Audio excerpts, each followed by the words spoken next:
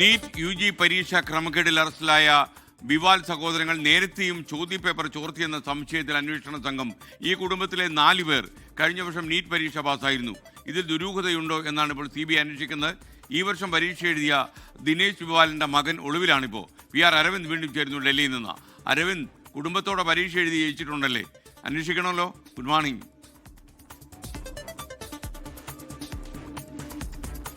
NEET പരീക്ഷ ക്രമക്കേടുമായി ബന്ധപ്പെട്ട് CBI അന്വേഷണം ഊർജിതമാക്കിയിരിക്കുകയാണ്. കഴിഞ്ഞ ദിവസമാണ് രാജസ്ഥാനിൽ നിന്ന് BJPയുടെ സജീവ പ്രവർത്തകനായ ദിനേശ് ബിവാലിനെ CBI അറസ്റ്റ് ചെയ്യുന്നത്. ഇയാളുടെ സഹോദരനെയും CBI കസ്റ്റഡിയിൽ എടുത്തിട്ടുണ്ട്. പക്ഷേ പ്രശ്നം ഇതല്ല. കഴിഞ്ഞ വർഷം ഇത്തരത്തിൽ ഈ കുടുംബത്തിൽ നിന്ന് 4 പേർ നീറ്റ് പരീക്ഷ എഴുതുകയും അവർ പാസ്സാവുകയും ചെയ്തിരുന്നു. ഇപ്പോൾ ഉണ്ടായിരിക്കുന്ന ക്രമക്കേട് കഴിഞ്ഞ വർഷവും നടത്തിയെന്ന കാര്യം CBI പരിശോധിക്കുമെന്നതാണ് ഇപ്പോൾ വ്യക്തമാക്കിയിരിക്കുന്നത്. നിലവിൽ ഈ വർഷം പരീക്ഷ എഴുതിയ ദിനേശ് ബിവാലിന്റെ മകൻ നിലവിൽ ഒളിവിൽ പോയിരിക്കുകയാണ്. CBI ഇതോടൊപ്പം തന്നെ വിവിധ സംസ്ഥാനങ്ങൾ കേന്ദ്രീകരിച്ച് ശക്തമായ അന്വേഷണമാണ് മുന്നോട്ട് കൊണ്ടുപോകുന്നത്. 24 പേരെ CBI കസ്റ്റഡിയിൽ എടുത്തിട്ടുണ്ട്. ഇതുകൂടാതെ തന്നെ സമാന്തരമായ അന്വേഷണം രാജസ്ഥാൻ പോലീസിന്റെ ഭാഗത്തുനിന്നും മധ്യപ്രദേശ് പോലീസിന്റെ ഭാഗത്തുനിന്ന് അടക്കം നടക്കുന്നുണ്ട്. ഈ പോലീസ് സംഘങ്ങളും നിരവധി പേരെ കസ്റ്റഡിയിൽ എടുക്കുകയും ചോദ്യം ചെയ്തു വരികയുമാണ്. ഇതിനോടൊപ്പം തന്നെ ഈ ചോദ്യപേപ്പർ ചോർച്ച നടത്തിയ മുഖ്യ സൂത്രധാരനെ പോലീസ് പിടികൂടിയിട്ടുണ്ട്. ഇയാളുമായി ബന്ധപ്പെട്ട ചോദ്യം ചെയ്യലാണ് ഈ BJP പ്രവർത്തകന്റെ വിവരം പുറത്തു വരികയും ഇപ്പോൾ പരിശോധനകളടക്കം ശക്തമാക്കുകയും ചെയ്തത്. ഏകദേശം 15 ലക്ഷത്തോളം രൂപ ഈ ചോദ്യപേപ്പറിന് നൽകുകയും ഇത് പിന്നീട്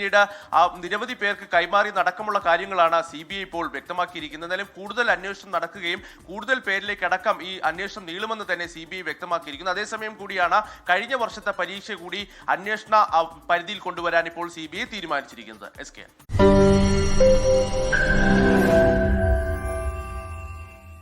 ലോകത്തെവിടെയായാലും ഏത് സമയത്തും 24 വാർത്തകളും ഓഗ്മെന്റഡ് റിയാലിറ്റി പാക്കേജുകളും എക്സ്പ്ലെയിനറുകളും വിശദമായി കാണാൻ ഞങ്ങളുടെ YouTube ചാനൽ നിങ്ങൾക്ക് സബ്സ്ക്രൈബ് ചെയ്യാം.